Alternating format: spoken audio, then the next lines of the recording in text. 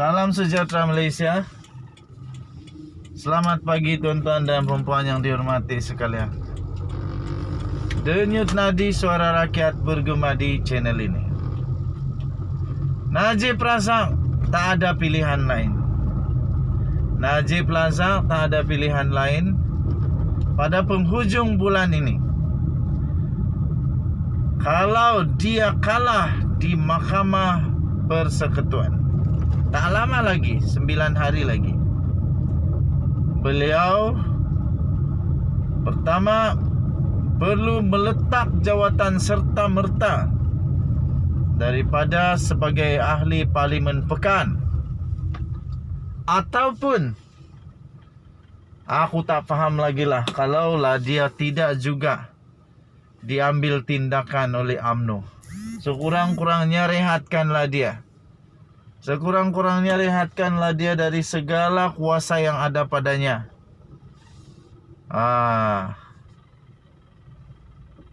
Lepas itu tuan-tuan dan puan-puan, dia akan menikmati hidup yang panjang di mahkamah. Di mahkamah? Ya, di mahkamah. Hidup yang panjang di mahkamah, turun naik mahkamah, keluar masuk penjara. Ya, kenapa tidaknya? Di saat dia sudah dalam penjara, masih ada lagi bertimbun-timbun lagi kes dia yang belum selesai. Kes 1MDB belum pun selesai, separuh jalan pun belum. Kes pengubahan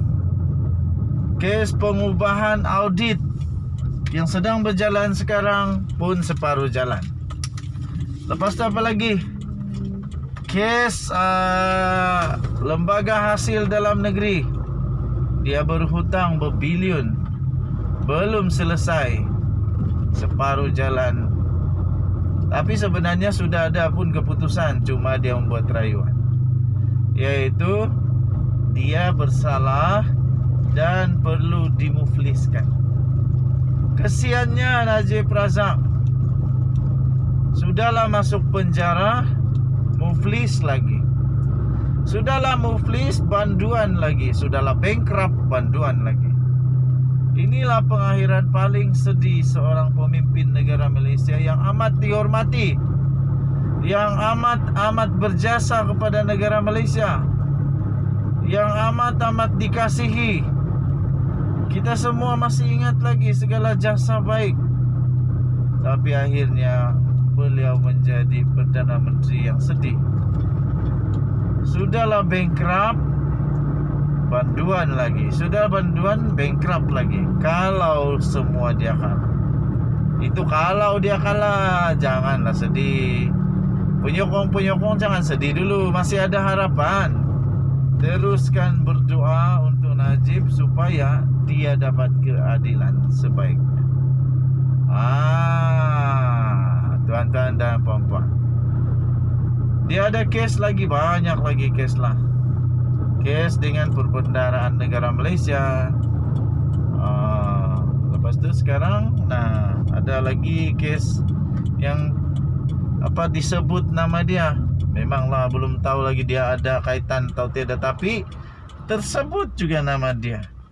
Kenapa tersebut? Sebab waktu itu dia jadi Perdana Menteri dan waktu itu dia adalah Menteri Keuangan. Jadi mau tidak mau kena sebut juga nama dia. Boleh buatlah, memang itulah terjadi. Okey, tuan-tuan dan puan-puan, pada pendapat kamu Najib menang atau tidak dalam rayuan ini? Pada pendapat kamu dia akan dibebaskan atau tidak dalam rayuan ini? Pada pendapat kamu, adakah kita akan melihat Perdana Menteri pertama Malaysia yang membuat rekod masuk penjara? Kamu boleh berikan di ruangan komen. Ataupun patutkah dia dapat pengampunan? Lupakan ajalah, dia kan banyak jasa, jadi lupakan sajalah. Ataupun apa pendapat kamu? Mungkinkah ada juga orang berpendapat supaya Najib punya hukuman bukan sahaja jangan dilupakan, malah ditambah lagi supaya lebih berat, supaya ahli-ahli politik yang lain, pemimpin-pemimpin negara yang lain yang sekarang dan bakal ada nanti, supaya jangan main-main lagi dengan rasuah, jangan main-main lagi dengan uang negara. Terpulang kepada pendapat kamu masing-masing. Denyut Nadi, Suara Rakyat, bergema di channel ini. Kita jumpa lagi, bye-bye. Salam sejahtera Malaysia. Selamat pagi tuan-tuan dan perempuan yang dihormati sekalian. Denyut Nadi, Suara Rakyat, bergema di channel ini. Najib Razak tak ada pilihan lain.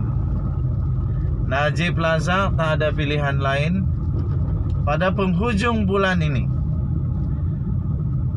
Kalau dia kalah di Mahkamah Persekutuan, tak lama lagi, 9 hari lagi, beliau pertama perlu meletak jawatan serta-merta daripada sebagai ahli Parlimen Pekan, ataupun aku tak faham lagi lah kalaulah dia tidak juga diambil tindakan oleh UMNO. Sekurang-kurangnya rehatkanlah dia. Sekurang-kurangnya rehatkanlah dia dari segala kuasa yang ada padanya.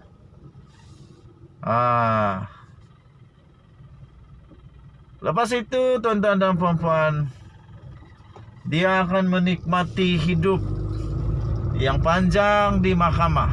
Di mahkamah, di mahkamah. Hidup yang panjang di mahkamah, turun naik mahkamah, keluar masuk penjara. Ya, kenapa tidaknya? Di saat dia sudah dalam penjara, masih ada lagi bertimbun-timbun lagi kes dia yang belum selesai. Kes 1MDB belum pun selesai, separuh jalan pun belum. Kes pengubahan audit yang sedang berjalan sekarang pun separuh jalan. Lepas tu apa lagi? Kes lembaga hasil dalam negeri, dia berhutang berbilion, belum selesai, separuh jalan. Tapi sebenarnya sudah ada pun keputusan, cuma dia membuat rayuan, yaitu dia bersalah dan perlu dimufliskan. Kesiannya Najib Razak, sudahlah masuk penjara, muflis lagi. Sudahlah muflis, banduan lagi. Sudahlah bankrupt, banduan lagi. Inilah pengakhiran paling sedih seorang pemimpin negara Malaysia yang amat dihormati, yang amat berjasa kepada negara Malaysia, yang amat dikasihi. Kita semua masih ingat lagi segala jasa baik. Tapi akhirnya beliau menjadi Perdana Menteri yang sedih. Sudahlah bankrupt, banduan lagi. Sudah banduan, bankrupt lagi. Kalau semua dia kalah. Itu kalau dia kalah, janganlah sedih. Penyokong jangan sedih dulu, masih ada harapan. Teruskan berdoa untuk Najib supaya dia dapat keadilan sebaiknya. Tuan-tuan dan puan-puan, dia ada kes lagi, banyak lagi kes lah. Kes dengan perbendaharaan negara Malaysia. Lepas tu sekarang ada lagi kes yang disebut nama dia. Memanglah belum tahu lagi dia ada kaitan atau tidak, tapi tersebut juga nama dia. Kenapa tersebut? Sebab waktu itu dia jadi Perdana Menteri dan waktu itu dia adalah Menteri Keuangan. Jadi mau tidak mau kena sebut juga nama dia. Boleh buatlah, memang itulah terjadi. Okey, tuan-tuan dan puan-puan, pada pendapat kamu Najib menang atau tidak dalam rayuan ini? Pada pendapat kamu dia akan dibebaskan atau tidak dalam rayuan ini? Pada pendapat kamu, adakah kita akan melihat Perdana Menteri pertama Malaysia yang membuat rekod masuk penjara? Kamu boleh berikan di ruangan komen. Ataupun patutkah dia dapat pengampunan? Lupakan ajalah, dia kan banyak jasa, jadi lupakan sajalah. Ataupun apa pendapat kamu? Mungkinkah ada juga orang berpendapat supaya Najib punya hukuman bukan saja jangan dilupakan, malah ditambah lagi supaya lebih berat, supaya ahli-ahli politik yang lain, pemimpin-pemimpin negara yang lain yang sekarang dan bakal ada nanti, supaya jangan main-main lagi dengan rasuah, jangan main-main lagi dengan uang negara. Terpulang kepada pendapat kamu masing-masing. Denyut Nadi, Suara Rakyat, bergema di channel ini. Kita jumpa lagi. Bye-bye.